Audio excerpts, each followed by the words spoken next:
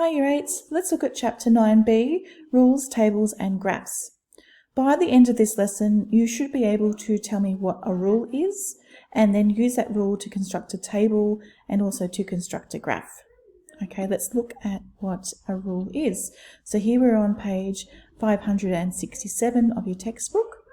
In key ideas, a rule is an equation which describes the relationship between two or more variables. Remember, an equation is just an expression with an equal sign in it. So we have one expression on the left-hand side, an equal sign in the middle, and then an expression on the right-hand side. We have two things that must equal each other. And remember, variables is another word for pronumerals, and pronumerals are those letters that are our unknown value. So they are an unknown value or a variable value, depending on what you substitute, what value you substitute that in that pronumeral for. A linear relationship will result in a straight line graph. Remember, the word linear means line or straight line, okay, as opposed to a curved line. So this chapter is all about linear equations, building on your knowledge of linear equations, and then being able to plot a linear line on a graph, on a Cartesian plane. Here we have two types of special lines. We have horizontal lines. If it's a horizontal line moving from left to right or right to left, it must be a straight linear line, and all points on that horizontal line will have the same y value. And here's an example of a horizontal line. So that's the one there.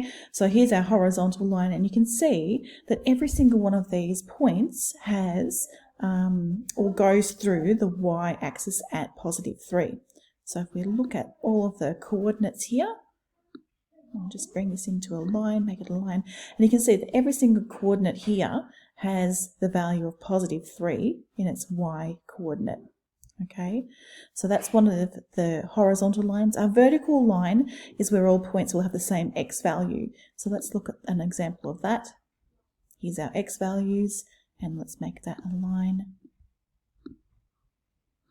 Okay, and then we'll label them all. So our our vertical lines all have the same x value, and you can see that every single one of them has the x value at +2, because every single one of them goes through +2. Okay, let's look at the ways that we can graph a linear relationship.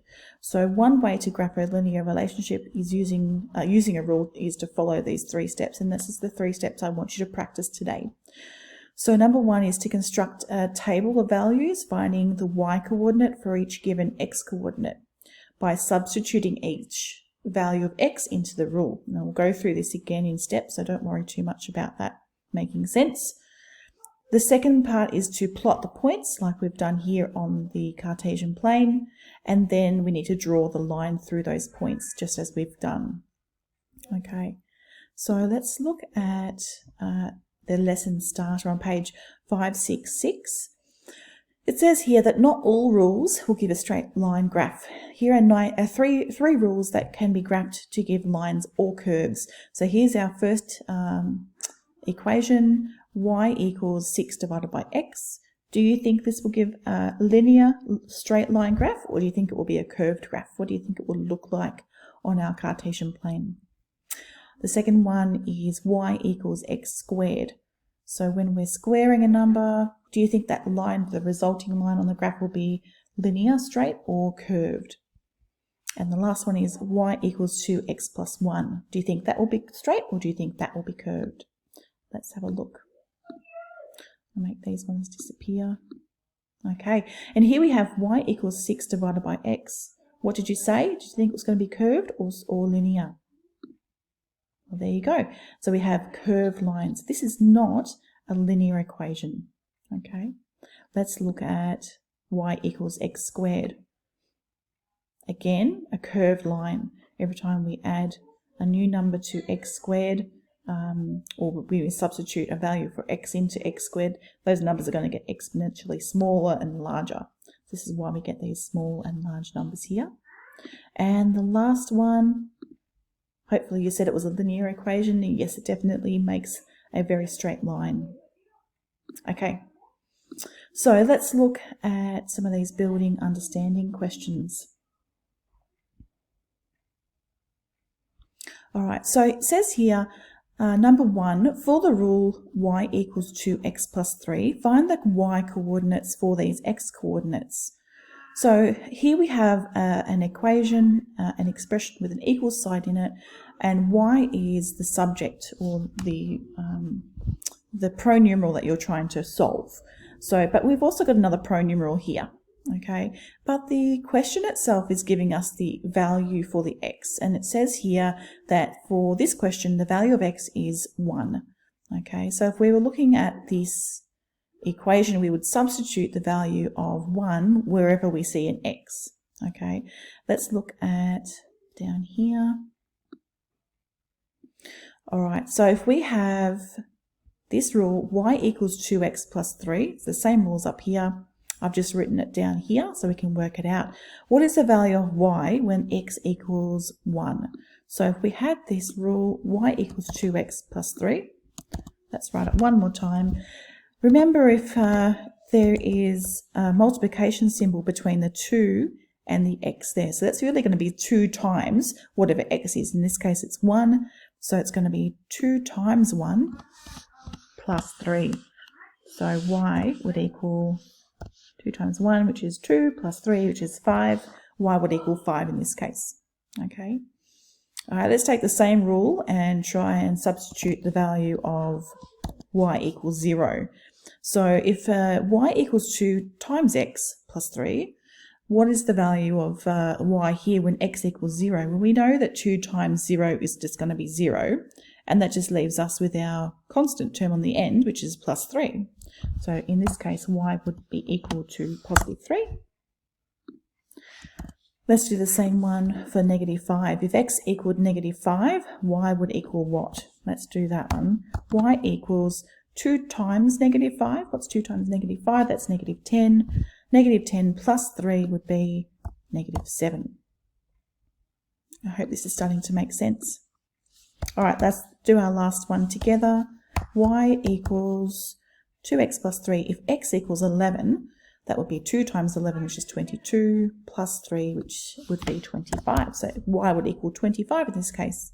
So really what you're doing is just substituting that value of x, wherever you know that value, into the equation. Okay. With these linear equations, it's always going to be, or usually it's going to be, that y is the unknown subject here. So you're always trying to work out what y is going to be. Later it might be that we're trying to work out x, but at the moment, let's start with the basics.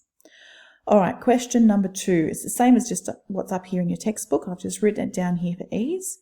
So state the missing number in these tables for the given rules. If we have y equals 2x, we've just sort of put the table in here so that it makes it a little bit clearer, a bit more organized, rather than putting all our calculations in lines. Let's put them all in a table. So we can do our calculation on a scrap piece of paper. If y equals 2x, that's 2 times x, and we know that x equals 0, then that's going to be 2 times 0, isn't it? 2 times 0 is just 0, and so therefore y would be also equal to 0. Okay, let's see this one here. If if x equaled 1, that would be 2 times 1, which we know is 2. So y would equal 2.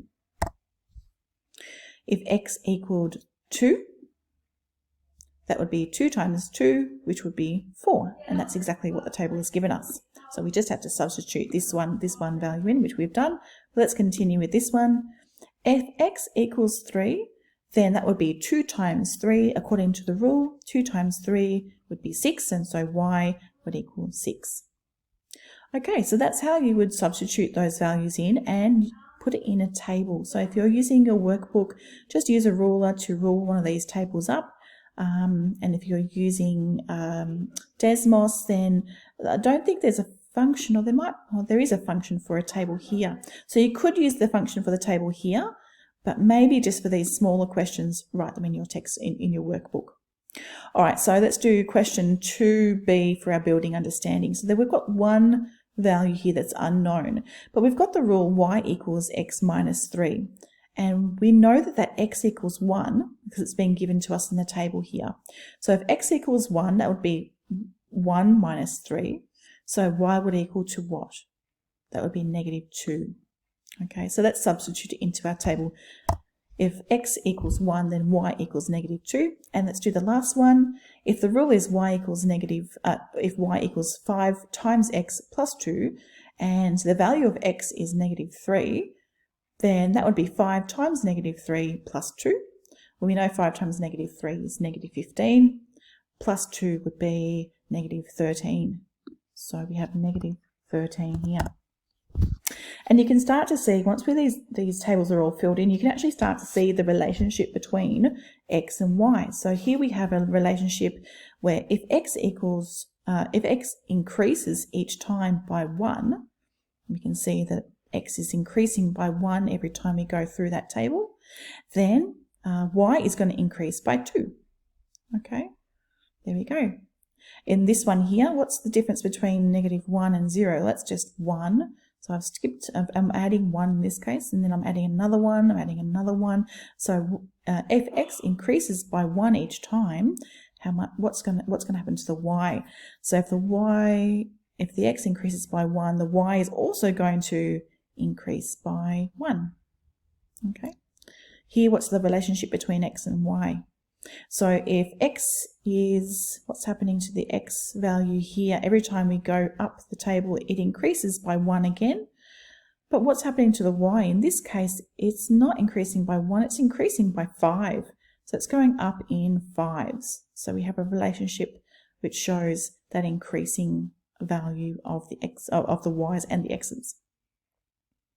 Okay, let's look at question number 3. We have complete the graph to form a straight line from the given rule and table. 2 points have been plotted for you. So we've got this point down here and we've got this point up here. So we can assume that this one is that first set of coordinates, x equals -2 and y equals -6. And if we look at the coordinates here, we could say, yes, we travel all the way up and see that x does equal -2 and across y does equal -6. And this one here, x is 2 and y is 2, and that must be that plot, those two coordinates there.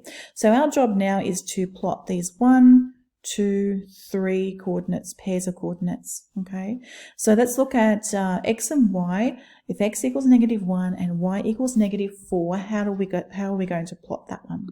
Okay, so what I can do is actually go down to here and I'm going to put in a table. So the way I do that is to go up here to my plus sign, I guess, making sure that I've got a new sort of table in here, and then plus sign, and then I'm going to go down to table. So if I have my table, I'm going to see now what is x. Don't worry about the 2's because I've already done that first one up here. So that's just going to say x subscript 2 and y subscript 2 because I've already done one table. So let's look at if x equals -2, I'll plot that in, and y equals -6. You can see that's that first point, which is that point there. Okay, let's do the second part. -1 and y equals -4. So now this is one of the plots that I had to, or that you had to put into the Cartesian plane. And then we'll do our third one. So if x equals 0 and y equals -2, there's our third point. Can you see that it's starting to become a linear line on our graph? So here we have x equals 1 and y equals 0. And our last point, which was this point here, is +2 and +2. +2 and +2. Okay, so now what we've done is we've created that table. That's our first step. We've plotted the points. That's our second step. And our third step is to create that line. Okay, so let's look at lines. And there we go. So that's our linear graph. So definitely is a linear rule, that one there. And what I'd like you guys to do is to try and do a few of these questions here for 9B. The last thing I wanted to talk to you about, I think you guys can start on questions 1, 2, 3, but here question 4 is asking you to decide if the given points lie on the graph with the given rule. So what you could do is to, if you're working in your workbook, use this rule to create a table. okay, and substitute your own values for x in. So you might do 4 points for x.